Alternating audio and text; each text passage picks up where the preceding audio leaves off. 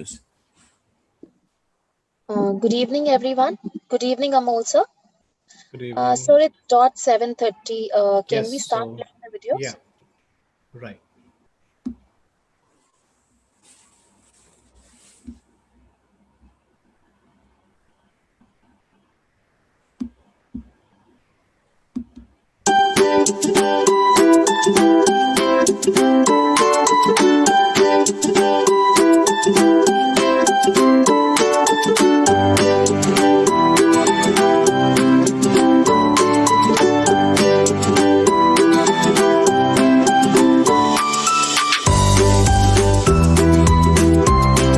Hello everyone! I love to go to school every day. My teachers are awesome. They sing, play and dance with us. My blackboard, my copy, my toys waiting for me. I miss my school. I love my school. My school is acceptable to me. There I learn, play and celebrate all festivals. School has played to input knowledge, discipline, and personality. My school does the best. I have lots of fun in my school. I love my school. I love my teachers. I miss my school friend, teacher. Is always my school is the best.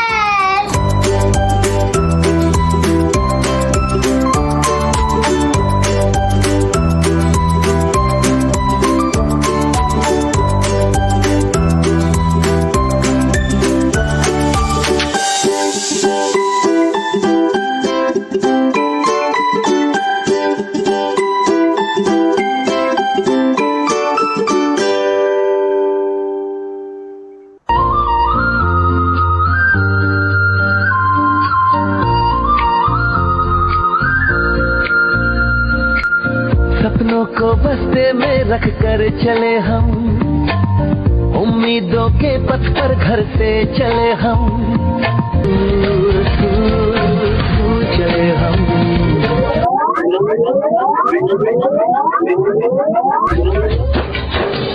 क्षण से जो टूटे कोई सपना, जग सुना सुना लागे, जग सुना सुना लागे, कोई रहे ना जब अपना, जग सुना सुना लागे, जग सुना सुना है तो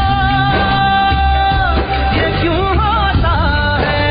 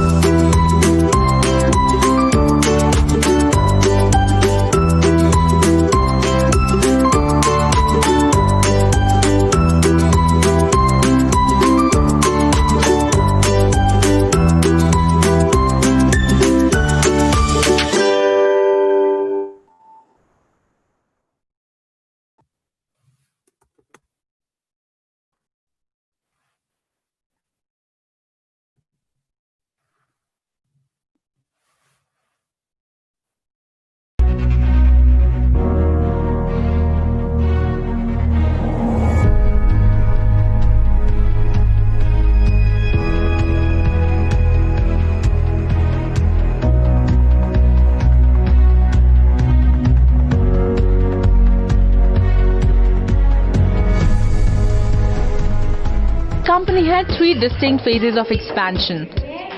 Ever since Amol took over in 2002, there has been rapid corporatization of the company. The expansion rate was so high that it has even been registered in the Limca Book of Records. With the company looking at faster national as well as overseas expansion, the numbers are only looking up.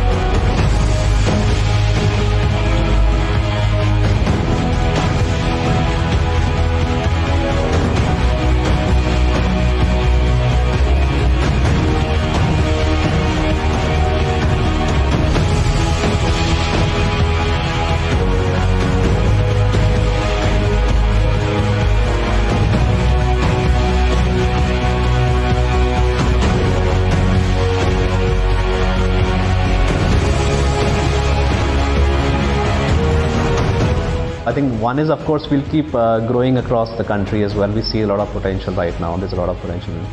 We're also in talks with in different countries as well. So Southeast Asia, Northern Africa are two countries where talks are going on, Sri Lanka as well. So we expect that Brand India will take Brand India forward.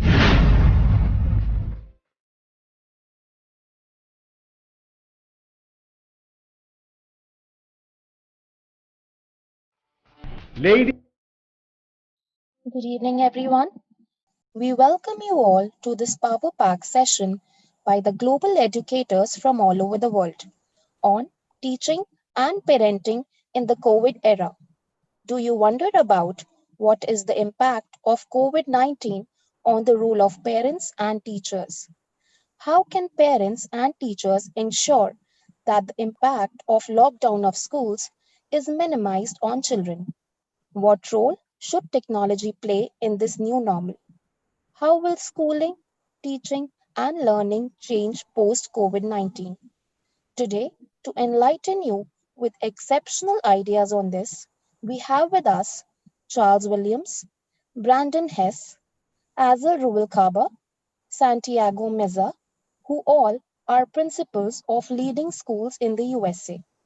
And from India, we have our own guru of schooling, Mr. Amol Arora, MD of Shamrock and Shamford Group of Schools, who would also be moderating the session. Amol sir heads what must be world's largest educators owned brand with more than 650 branches, 4 lakh alumni, and he is opening 2 schools every week. His schools are not only present in almost every state of the country, but also grown across boundaries to Nepal and Bangladesh. In 2007, he launched his 10+2 school brand, Shamford, keeping the same philosophy of creating schools where children run to school and walk back home.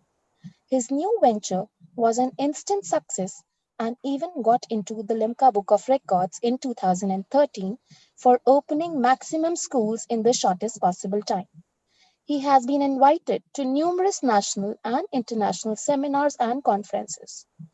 His inspiring story has been featured in various business programs. Over the years, he has received numerous awards for his contribution to the education sector. We feel fortunate that Amol sir took this initiative to get global educators on one platform, and together they will guide us on how the teaching and parenting is going to change in COVID era. I would now like to invite the Guru of Schooling, Mr. Amol Arora, to start the session. Everyone, please welcome Amol sir.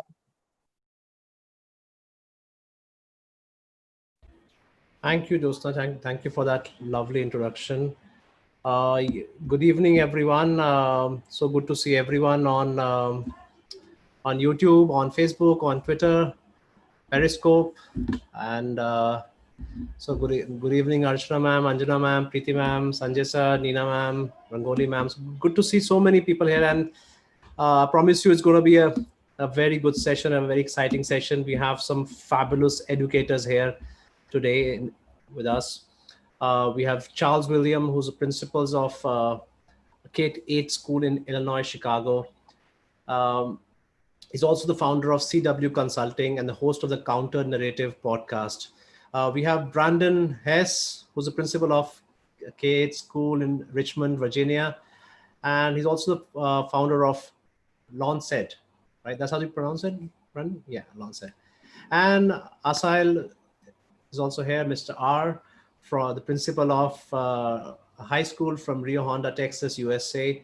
So we're practically on other side of the globe right now. And so it's good to see us having our evening coffees and they're having their morning coffees.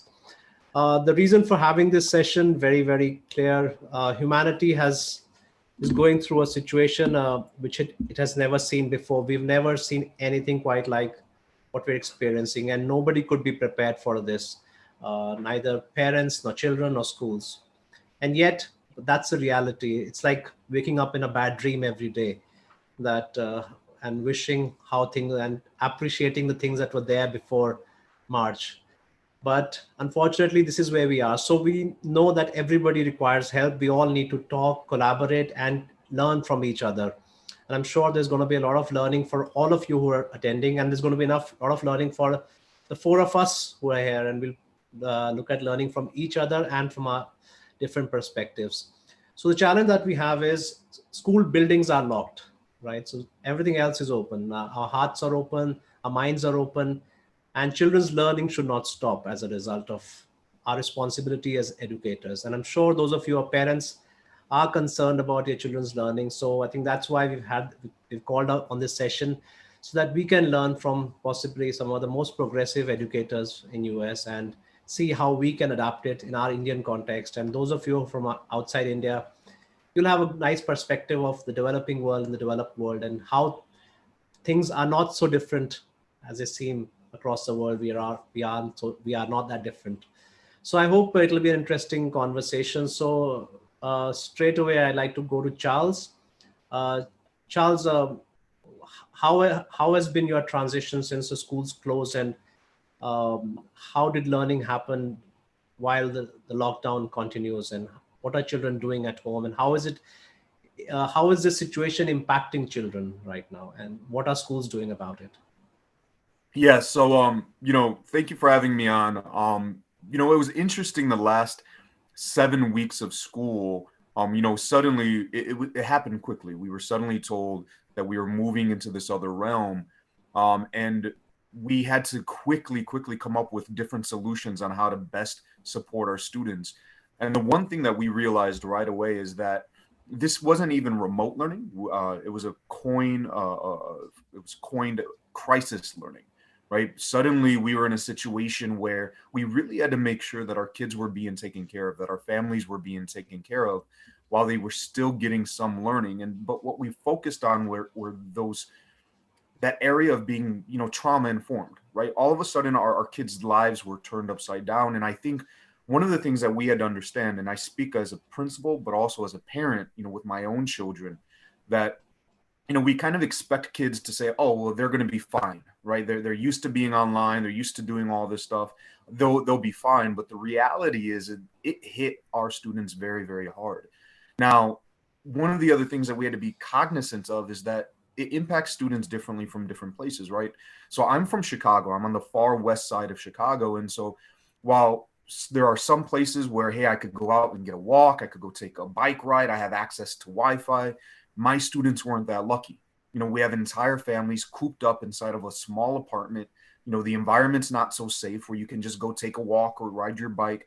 You don't necessarily have access to Wi-Fi and things like that. And so, there were all these other factors that we had to be cognizant of. And so one of the things that we did is that we just created spaces for our parents and for our students to come together virtually and just talk, right? Sometimes it was just bonding moments. I would get invites from my students at 10 o'clock at night to hop online because they were video gaming and they wanted me to see what they were doing, right? And so, of course, I wake up and I jump on, but it was that they were craving those connections.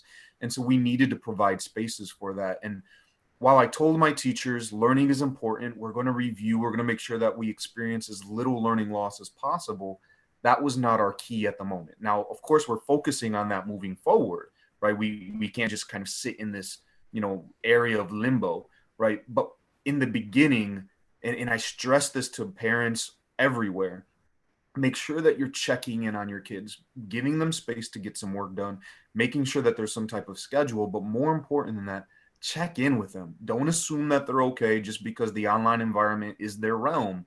Check in on them and make sure that they're doing well, because we see this uptick of trauma and stress, and unfortunately the negative things that come with that. So, I think that is how we had so much success during the last 7 weeks of school.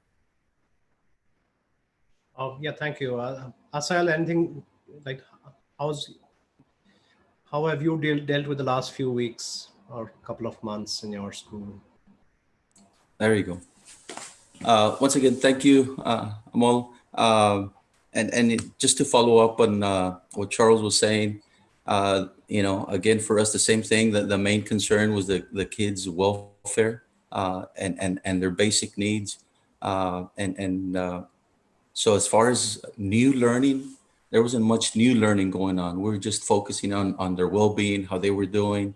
And just like you said, they just wanted to reach out to us as much as possible. So some of our teachers, some of our coaches were putting out videos just to reach out to them. And the other thing that we found out is that even though our kids are very tech savvy, as far as their devices, the computers and all that, it's not really academia as far as, what they're using their phones for.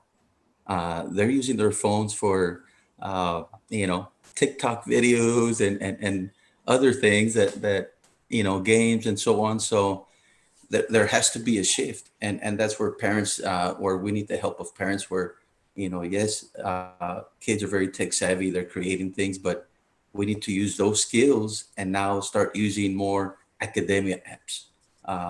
And that's one thing that we gotta teach our kids. But as far as those last couple of months, it was a struggle. As far as for us to have any new type of learning, and so moving forward, even though with all the guidelines that are being set by our state and federal government, we have to find a way to make sure that there is new learning, because now there is going to be some type of accountability, and we have to make sure that there's platforms for our students and our parents to make sure that, and for our teachers, that there is new learning that there's going to be some new learning, and so definitely some challenges ahead, but we're looking forward to them. Thank you. So Brandon, what about you? How has last few months, how have the last few months been for your children? So just like the previous two gentlemen, it was an overnight thing, obviously, and our focus was on the sort of emotional needs of the children and the parents, and for me, the teachers. Really checking in with them. I checked in daily with the teachers individually just to make sure that they were doing well. I wanted to make sure that was really my focus. But academically, what we did was I asked them to really chunk out what new learning they wanted to provide, basic new learning. I'm in probably a different situation. I'm at a parochial school where parents pay to send their kids. So their expectation was that they were getting their money worth and they were going to continue to learn. So so if you sign up for an online learning class, you know what you're signing up for. These people have signed up for in-person learning. And so, and these teachers have signed up to be in-person teachers. So to now say to all the teachers, all right, you're teaching remotely, it was mind-blowing for them. So I said, let's break it into small chunks and provide specific deadlines, specific expectations, and specific check-in times. So that way, parents, teachers, and students all knew those benchmarks of when things were going to happen and when they were due, and make it simple. What was interesting was initially on March 13th, we were told we were out for 2 weeks. Yeah, well, same everywhere. We provided very little guidance, and we just said, all right, we're going remote. And was mentioned earlier, we were doing Schoology, or we were doing Google Classroom, or we were doing Seesaw, and we were all over the place. And, it was difficult. Once that 2 weeks ended and they said you're out for the year, we then all unified on Google Classroom. And we said, we got to go with the same platform. Now we have a lot of learnings from that, and we're going to, move forward with Classroom, but with a whole different organization perspective, so that parents and students all know, and we're all using the same path and we're using the same procedures so that it's all unified. So when you, let's ask a question. When you said these little chunks of learning, this nano learning, micro learning, or whatever modules that you built, were they aligned with the same syllabus or curriculum that the children were supposed to do, or was it some other form of, because we're talking about children at home should be not only learning curriculum, maybe we should extend their learning to other things, and which work best in this remote learning environment, because there are certain things which you couldn't do in school and now it works better. So was it something, or did you stick to the traditional curriculum there? So we stuck to the initial curriculum, but with the understanding we're not going to get it all. We're not going to cover it all. And so also you can't replicate, as I think we all know this, you can't replicate a daily schedule in a remote learning environment. Yeah. So I paired social studies and English, and I paired science and math, and I had them work on collaborative lessons that were cross-curricular. So it was more of a larger chunk as an assignment over a longer time. So it sort of reduced the work. We also looked at focusing on those 4 content areas and not worrying about our PE and art and music, and we have religion in those areas. Santiago, welcome. Good to have you as well. So how has been your last few months, especially when it comes to the children? What have they been going through, and how has the school really helped?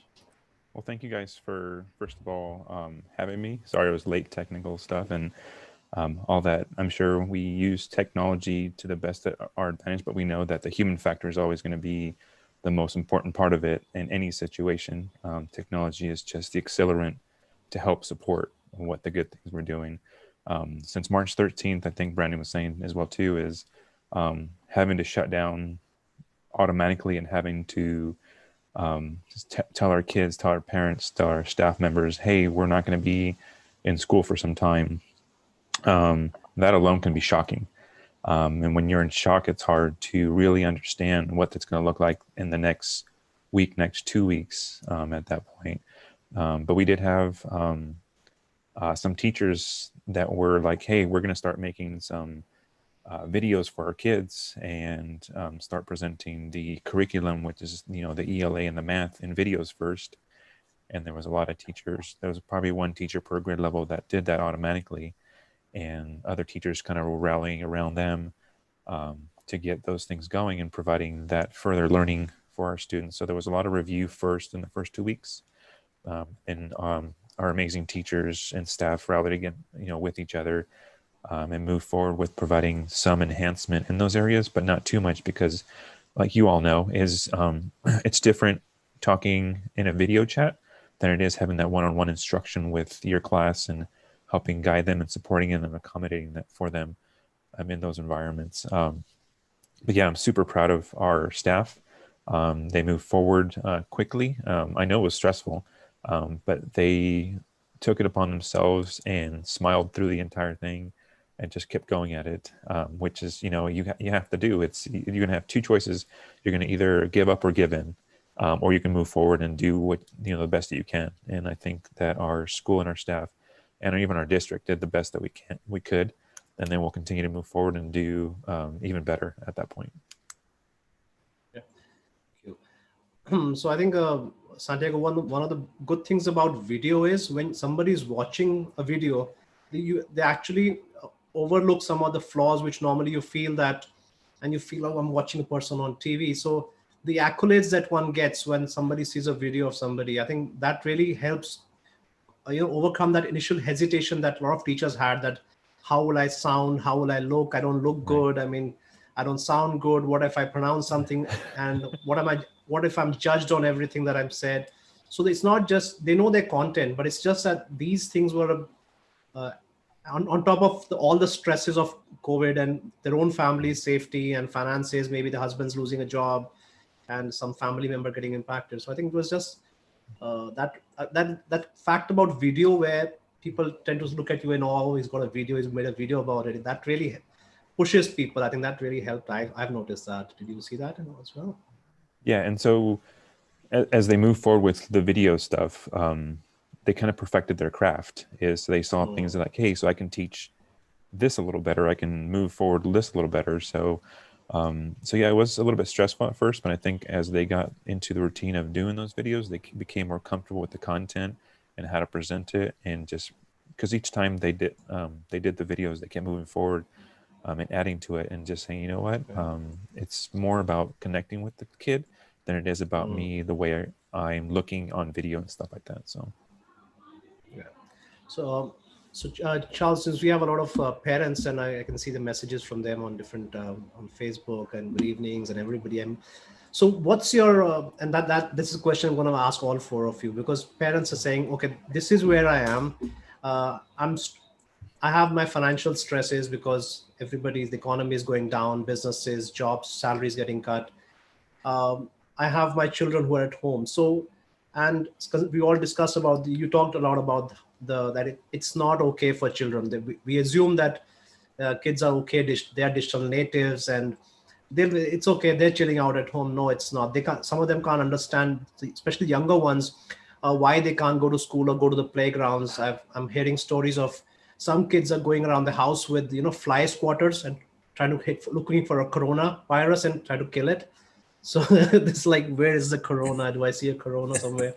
So I mean, it's really stressful because now suddenly the parent is in the center of this whole universe, right? So because you need to, whatever you're doing for the children has to be via the parents, or do you think schools and so where, as a parent, where do I stand, and where can I look for help? Who should be helped? Is it the schools, or is it be somebody else? I mean, I'm totally, as a parent, I'm in a new role. I was never prepared for this. I was never trained for this.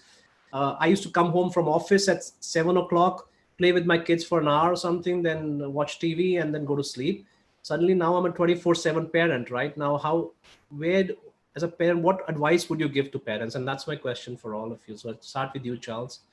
Yeah, absolutely. And it's funny that you mentioned the fly swatter thing. I saw something the other day where a kid asked their parent, did you have to stay in for Coronas 1 through 18?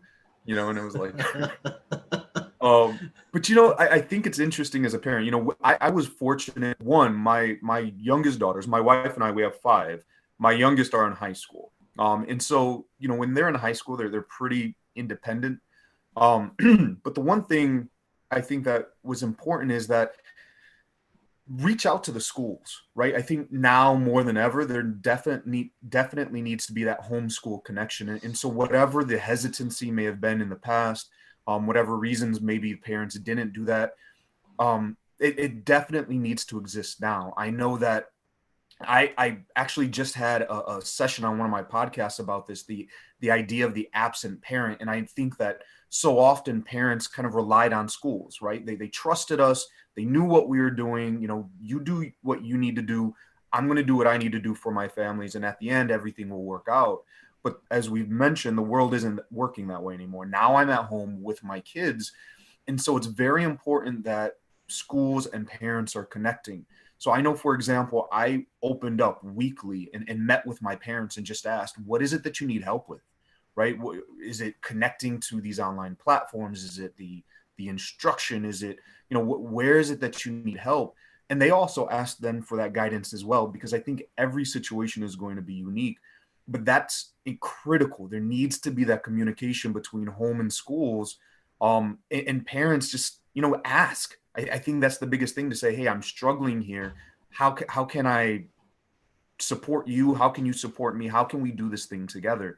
Because the truth is we're all in this brand new environment, and teachers are trying to figure it out. We're doing our best.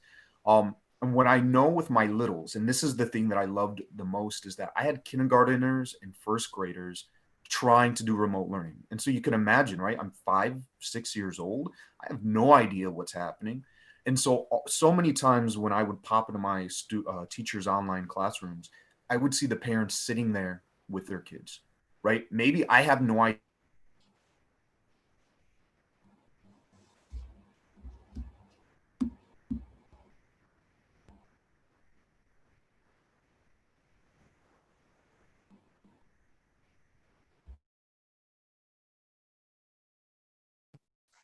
Reach out to those schools, ask how you could help, and just being there for your kids in whatever capacity possible. I mean, like I said, I would love to give some wide-ranging way, but I think it's going to be unique for every school, for every kid, for even every parent, right? I'm in school, so I kind of knew what to do. I knew what my kids needed, right? But as you mentioned, if that is not my area, then I just need to step up and ask and be willing to put in that work, to help out my kid.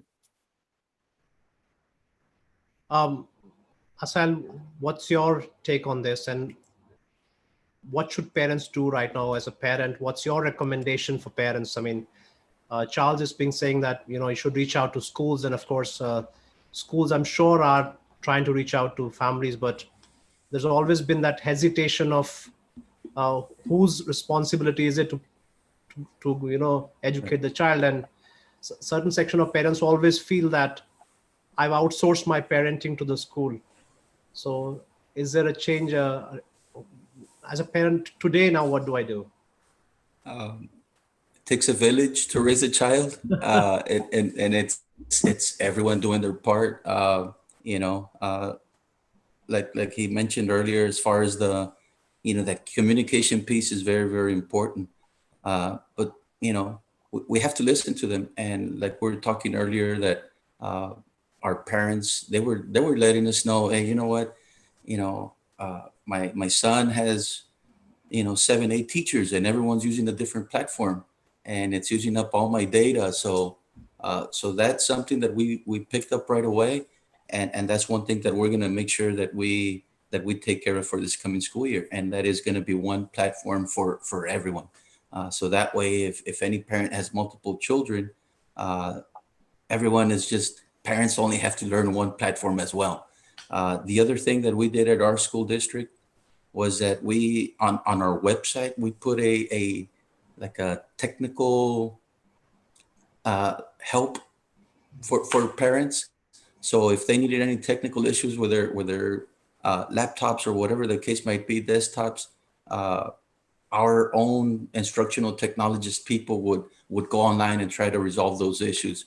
So definitely, I do have that recommendation that school districts provide that technical help. That way, if any parent, we don't want for that to be a reason for the kid not to be connecting to with our teachers. So definitely, that's one good advice I have for school districts.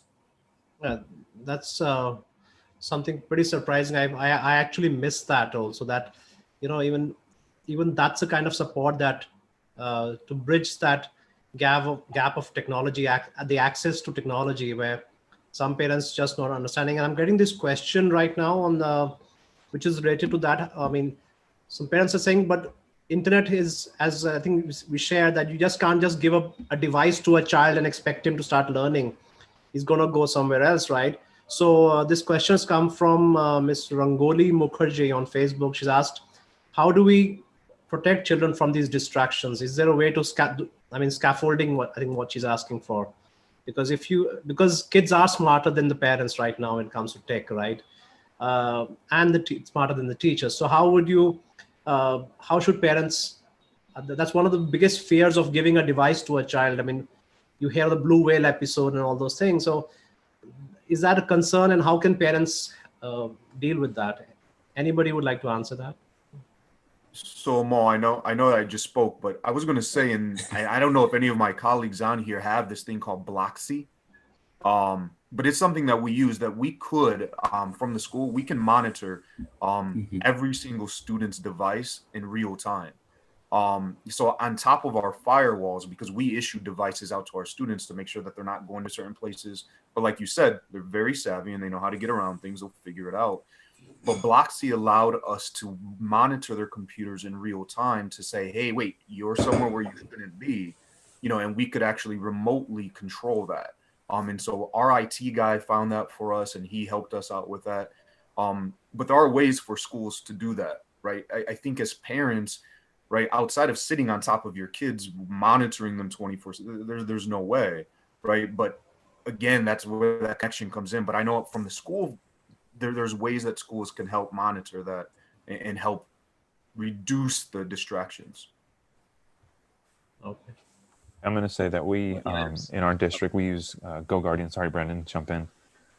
We use GoGuardian from our school district. So each teacher has an individual GoGuardian to supervise within their classrooms for devices. And then as a district, each site in the district level monitors that as well too. So when we look at also little kids with devices, it's sitting down with them for a block of time, not just saying, hey, here's the device, go ahead and use it, but you together, having them show you as a parent, like how to maneuver certain things, because I think we can learn a lot from kids, and them showing you, well, how'd you get there? Well, where are you going with that kind of thing? So you can see how they're navigating the devices and how they're getting to those things. So that way, when they get to a certain point, you're like, okay, so I know how they got there. And if it's in a place where they shouldn't be there, then you can communicate that to the schools and say, hey, that they were able to bypass the firewall, whatever it was like this, and you can explain what that looks like to the schools. And, and like Asiel was saying, we also had the privilege of having Google Voice with all our ITs on each campus. They were able to get texts from parents, voicemails and stuff like that. So they were able to respond to anything that was happening with the devices and stuff like that. So thank you. Sorry, Brandon, I cut you off, buddy. Yeah, so one of the things that I wanted to comment on was, so in many of these cases we're talking about technology that's sort of united among a district or a group. But one of the things I think that would be a really good idea when my children were much younger, we put on the refrigerator, brush your teeth, do this, do this, do this, and you just move it once it's complete. So as a teacher, I asked for the younger grades to say, provide them with the 6 things they have to accomplish today. What are those 6 things? And if the teachers couldn't do it, I also encouraged parents to do the exact same thing. Look at what's supposed to be done today, list out those 6 things. Once that child completes it, they show their parent, they check it off. So that gets their focus on saying, okay, I have to accomplish page 35 of this workbook. And then they work on it, they bring it, they show their mom or dad, they check it off, and that's how it works. So I think that that's one way to keep the child focused on the exact assignment. That way, then they do accomplish their work. That's the goal, right? The goal is to for the kids to learn, to complete the work, and to have some academic time. If they get those things done, then that goal has been accomplished. And it doesn't matter if they go off and do something different then. I think we got a message from Debbie Ferguson who said our school uses Go Guardian for the same thing. So I think that a lot of schools are doing that. But in India, the thing is that we don't have except for the older children who are in grade maybe 9th onwards, where children are given dedicated maybe laptops. But the other majority of kids, the younger kids, basically use their parents' phones. So how would you, so there was a case of about last week, a news where a child, he used up his parents' lifelong savings on purchasing on PUBG, the video game. And it was, I'll have to, it was 160,000 Indian rupees. So it was, and the parents had a medical problem and it was saving for their medical expenses. So one of the things that scares parents is about this device access to them, and how, again, I think that's the question that the parents asking us right now, that how do it's my device and I don't want to give my school, due to privacy reasons, access to what I'm doing. But is there a way? So is technology the answer for this, or is it talking to the children about what is right and what is wrong? Is that the way forward, or is it a mixture of both? Anybody? I think I'll speak up for that one. I think it's a mixture of both. When my kids were little, they're now in middle school, I would sit with them for a block of time to navigate what technology looks like. Because like we were saying, the kids are going to figure it out. And whatever app or whatever thing is going on, they're going to be able to navigate those things. And they're not going to know what's important until you explain to them, hey, so this is why we use this, or this is why we have that kind of thing. And until you to explain to a child, at that point, for kids, life is play. And if you have an app on your phone or there's something taking place, they're going to think it's all a game. And until you sit down and explain to your kiddos, like, hey, so this app is for this use, or we're doing this for this purpose, then they further understand. So if I go to this app, this is what it's going to do for me, kind of thing. And just explaining those things to your kiddos so they understand, because they're people, they're resilient, they're going to totally understand what you're talking about. So if if you're having to use your phone, say, hey, don't use the Shazam app for whatever reason. If you explain what those apps are on your phone to them, they'll know. Or even creating a file for them on your phone, say, hey, my son's name is David. David, you can go to my phone. This is the block of apps that you can use on my phone to navigate where you need to go, kind of thing. So being specific on what you want them and where they can go. We all love boundaries. Kids are no different. Just to follow up on that, a while back, I read this analogy, and that is that when kids are small, When we buy when we purchase their first bike, we get him some training wheels, we get him a helmet, we get him some elbow pads, some knee pads, and so on. And we're there guiding our kids and making sure that they don't fall and so on. And then when they become teenagers and they want a car, we just don't give them the key. We take them to driver's ed, we go with them, we're there with them. We just don't give them the key in the car and that's it, you're on your own. So very, very similar. As far as the device, we cannot do that. We just can't hand over the phone. Hey, here you go, and expect the kid to be able to do all these things in a safe manner. And so we, as the parent, we have to be there to protect them, and we have to, like Meza was saying, hey, this is what it's used for. This is, not just here you go and that's it. So parents play an important part in that. Okay. We got this question from Ms. Bindia Raheja. She said, teachers, the struggle is, as Brandon was saying, now suddenly you have teachers, and Charles, you also mentioned that we had teachers who were there in the offline teachers, and suddenly they're pushed into a completely new role as online educators. But the challenge for a lot of them is their own children are at home.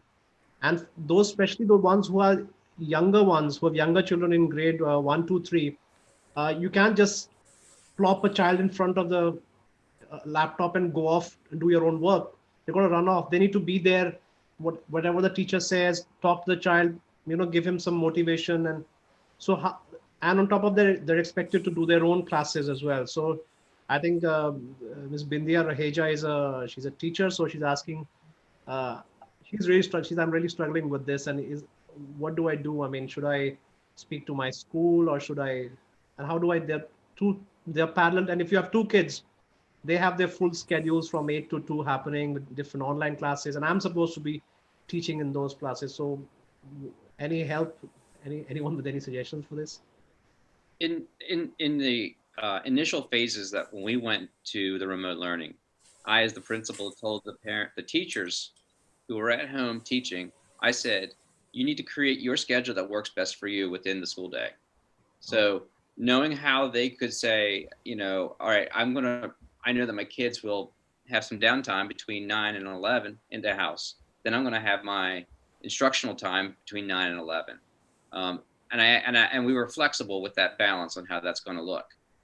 So there is the concern then too with being able to provide a device for a kid in the house when a parent who has their device is using it for work purposes to build the income for the family when the kid needs to be online. So that's why also a lot of ideas would be to provide some sort of paper material, that could be printable or sent home or picked up at a school or something, so that they could actually do, regular paperwork if they were able to do that to help sort of, balance the load between an online experience and a paper one. And I'm going to piggyback off Brandon here that, we went, we had like a minimum number of hours that we had to do every day. But one of the things that I stress to my families, to my teachers, is that does not mean that as a child, I have to sit in front of a computer for 6-7 hours a day, right? Instructional or academic time could be whether I'm working on a handout that my teacher has given me, whether I'm working on this project, whether I'm doing this thing over here. It doesn't mean that I have to sit in front of a computer for that entire time. And in reality, by no means should it, right? And so I think that this is a question that's bigger than just teachers. I think that as administrators, as districts, we need to be able to create that flexibility, that we cannot just take school of what it used to be and try to recreate it in a virtual space, right? That's the whole purpose of us being online, is to provide that flexibility. I mean, I know I took plenty of online classes in college, and the reason for that was that flexibility, right? To be able to say, hey, I'm going to knock out all of these on Tuesday because I'm off on Tuesday, but I work Wednesday, right? So there needs to be that flexibility. And so while I can't tell a teacher necessarily that they are always able to do that, right? Districts and administrators have to be able to create those spaces, but teachers then also have to bring those ideas, if nothing else, bring those ideas to whoever it may be that are making those decisions, so that there is that flexibility. And then like Brandon said, hey, I'm going to make sure that my kids are doing their thing during this time while my kids are working independently from their classroom, and vice versa, and just making it work. But the only way that's going to happen is understanding that it has to be flexible, right? I cannot just move physical school into a virtual space. That it can't work that way.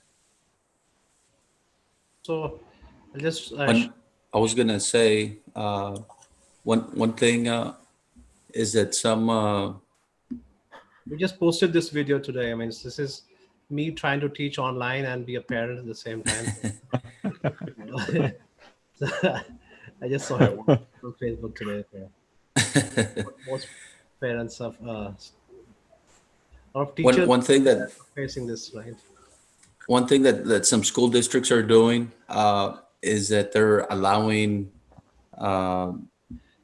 those teachers for the thing is, some school districts are bringing back the teachers, and teachers are going to be working from the campus. So what they're allowing is they're allowing those teachers to bring those their children and taking them to their schools.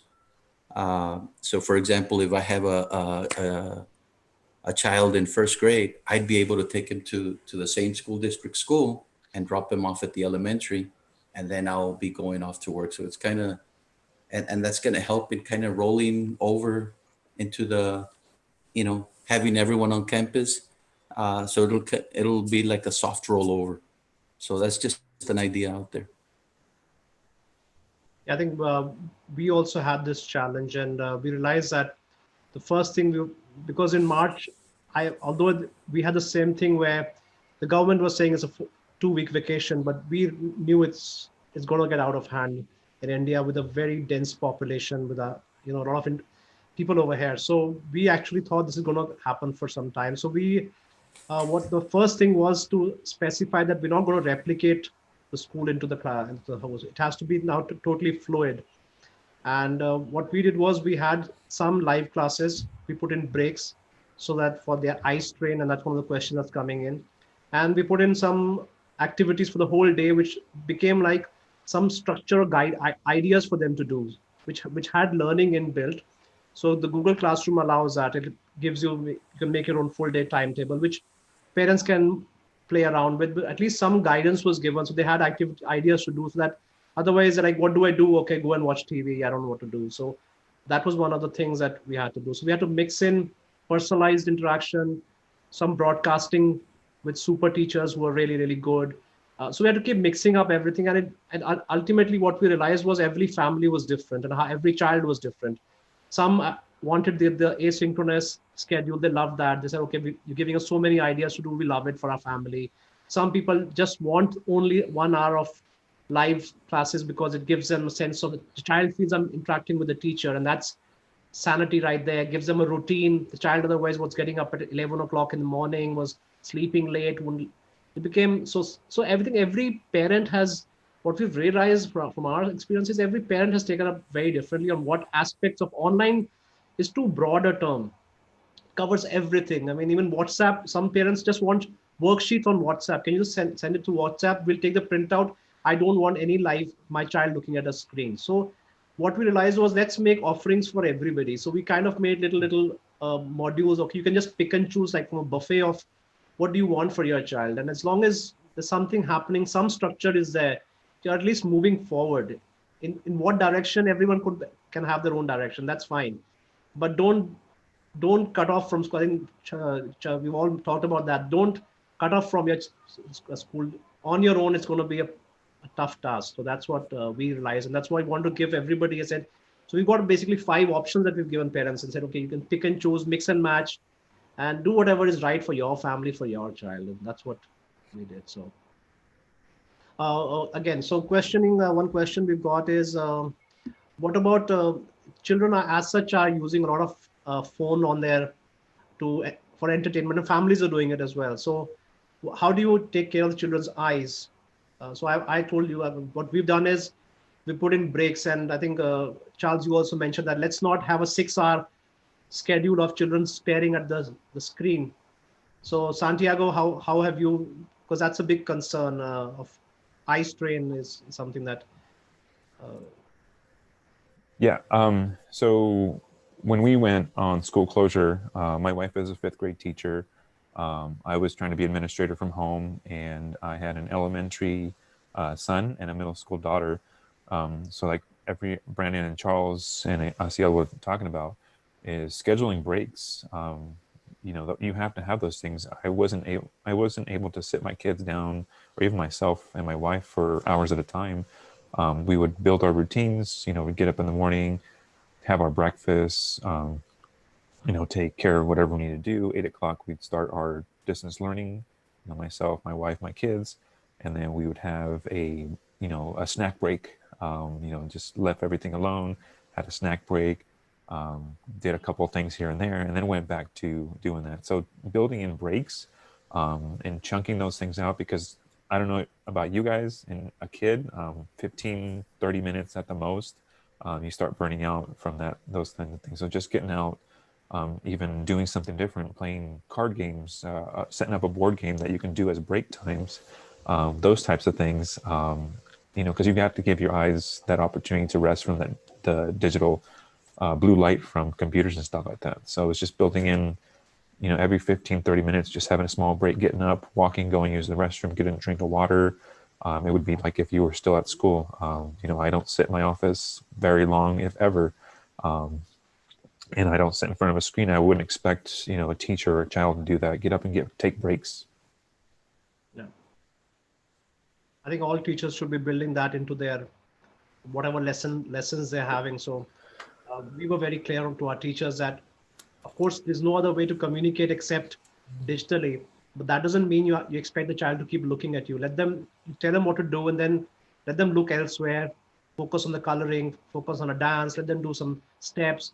So it doesn't have to be, should not be, in fact, staring at the teacher the way they would stare for 40 minutes for a full period, look at their teacher. So ask them to look away, in fact, and that's how you have to take care of this. I think most educators are conscious of that fact. So parents are asking us that. So about online learning, I think a lot of teachers should be aware of that, and that kids need to get breaks. So even if not, as you said, ask them to go to the restroom, take a little walk, and come back, and so that itself gives good relief.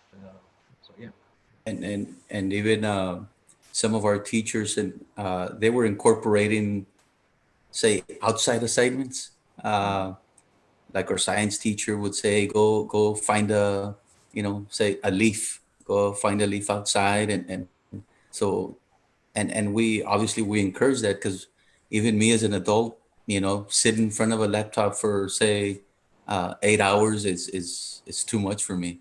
So definitely those breaks are very, very important for our students. But yeah, it's teachers need to be intentional as well with their assignments, and make sure that if they're going to provide a video, just for it to be, you know, to follow the age per se for the lecture. So if it's if it's a 10-year-old, make sure the video is not longer than 10 minutes, you know, and so on. So just be intentional with your videos, and then with the assignments, and make sure you give them those opportunities for break times. And obviously the asynchronous allows that better for our students and our families. Okay. So yeah, I think this is forcing everybody, because everyone's very mindful of the fact of eye strain. So I think a lot of teachers are creating that. And then again, a comment comes from Debbie Ferguson. She says, when teachers create performance tasks versus pen and paper. So some K-5 teachers have created bingo boards where teachers put their own task in a core area, then they just run off and they do that. So we had in our school, for example, we had an interesting lesson which would never be done in school, is brushing. So everyone actually brushed their teeth in front of the screen. And that was a lesson. I mean, and it's such an important life skill, right? And there was foam coming out of kids' mouth, and they were laughing at each other. And so we have to, I think now it requires a lot of creativity, because the same lesson plans definitely don't work. And because if you do, then what's happening is, my son was telling him in his class, so he's in grade 8, and kids were watching Netflix on the next window, or they would just walk away because initially when it started, the teachers were just replicating the same lesson plan instead of the blackboard. And Then she realized the kids are quiet, and then she would have to take attendance every 15 minutes. All the kids, are you there? Are you there? And or if they were forced to sit, they would open a Netflix window next to it and with subtitles, and they were just sitting there because they know assessments are not going to happen, exams are not going to happen. So they were like, and in the initial months, I think everybody was learning, and I think Brandon mentioned that the performance improved as we went forward of teachers, and so it became better and better. And I think in terms of how we were engaging with, it was new for us in early April, but I think that improved for the teachers. So I think now it's just a question of, is your content something which is sticky enough for kids to sit? Otherwise, they would run off, especially the younger ones. And I think that's a big challenge for teachers. You can't just tell them to say, you're in a class, so pay attention to me, or physically I'm holding you, the doors are closed, so you can't go outside. But now kids can run off with their classes. And I think that's a big challenge for teachers. They've overcome the first hesitation. Brandon, you want to talk about one of the things you talk about, brushing your teeth lesson. I had a teacher who in her Spanish class did a lesson on making beef burritos. And so she set up her camera and she cooked, and the kids on Zoom also cooked. And it was just really exciting to see fifth graders, in the kitchen with aprons, like stirring things up, and then they got to enjoy their burritos in the end. And I thought that was a pretty cool assignment. And I wanted to touch on one other thing that goes back to supporting parents. And I think what we were running into is we were seeing that people were going onto Facebook, parents were, and saying, I don't understand how they're supposed to do this. What time is this? Or what's the link to this? And there was a lot of this broadcasting of information that was just, it was negative information. So I asked my teachers to create a Padlet. So Padlet, basically Padlet, it's you can post a sticky basically, and then you can feed off of that. And so basically I created that for each classroom. So it was like a forum of one location for parents of that class to go and ask questions. My son's struggling with question number 6. And they say, here's one way to work it, And what that did was it took some of the weight off of the teachers, because the parents now had a little forum and a little community to talk that was just for them to see. So I recommend sort of creating structures for parents, a parental support system that's internal as well. Yeah, I think that is important. See, these are difficult times. We've never ever seen anything like this. So there's no expert now. We're all newbies here. We all need each other's help. I think just listening to parents, we would learn, okay, this is not working, and maybe we should try a different thing. I think it's that those platforms also help us as educators. We call the gurus, but we cannot be a guru right now. We just have 2 months of experience in this hybrid online remote learning. I've got a question from somebody from Nepal who's talked about, who says, I'm in a rural area, so where we don't have internet access. Is there any way of, reaching out to these families and children? Any ideas? What can I do? I can jump into that. Again, at the end of the school year, we were doing these packets for some of our parents. So we were mailing off these packets. The other thing that we're thinking of is, I don't know if some of our parents or some of our students do have Chromebooks, but they don't have the service for internet because there aren't enough connectivity in some of these rural areas. So what we're gonna do, we're gonna buy some like those USB, those pin drives, and be able to upload assignments or upload videos, and then give that pin drive to that student so that he can take home. And hopefully, if he doesn't have a Chromebook or a laptop, we're gonna be able to provide that. So students will still be able to accomplish those assignments, and then find a way to either mail back the USB or whatnot, and be able to do something like that. We had an interesting thing in state of India. We had a village set up a loudspeaker in the center of the village, and the teacher would start announcing it over there. So children were sitting, all from different schools actually came over. They were sitting physically away from each other, and there was a class happening right in the middle of the village, where because kids could not come to, and technically schools are not allowed to open. So they said, okay, fine. So this guy said, this teacher said, how do I educate my children? So he said, that we put a loudspeaker. So even if they're sitting up, there were around 60, 70 of them sitting on the wall, sitting on the trees. And I'm sure these lessons that they learn over here, it's interesting for them to be in a new environment, and they will never forget those lessons that they hear over there. So I think you've talked about the USB. I can also share that if you remember, before the internet, people used to get movies on the SD cards. So if you can put some content on the SD card, record them, they can watch. So that's something that you can look at. Of course, physically sending the books and sending some activities to them. This is make it more activity based. That's it. Don't try and make them learn history for, okay, next 3 days, finish history chapter number 5, 6, 7. And that's not going to work without, it's going to just put too much stress on the parents, because suddenly they'll have to act like, the traditional school teacher who's going to sit with a stick and say, okay, finish these 3 chapters within the next 3 days. So Mr. Sri Krishna, that's what I can share with you. Mr. Rajneesh has asked, what about in India? We are discouraging our, there was a notification by the Prime Minister that less than 10-year-olds should not even leave the house.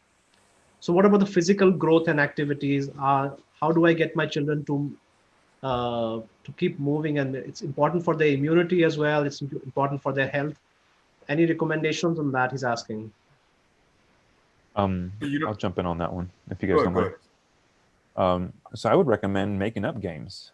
Any kind of activity is beneficial, whether it's, how quickly can you put the table together or rearrange the table, things like, hey, how fast can you stack cups, how fast can you empty water? So anything and everything can be made into a physical activity that requires motion. It could be even doing stand-up squats on a chair. There's different, you can make anything into a fun activity. It's just depending on how much creativity you want to put into it. So there doesn't have to require any physical curriculum to do something. Everything you do, whether it's a small task of rearranging chairs at a table, answering the door, how fast can you open the door, kind of thing. All those types of things can be made into physical activities. Yeah, I was going to say that my teachers use, I think it's called Go Noodle.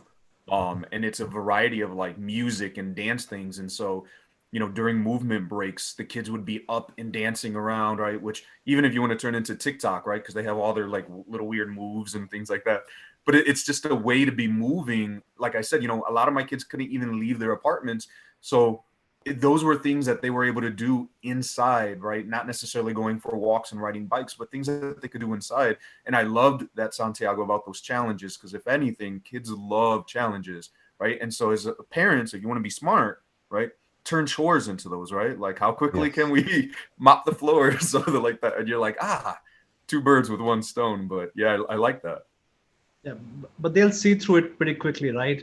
This guy's getting me to mop the floor. And yeah, that's why you got to mix it up, Yeah.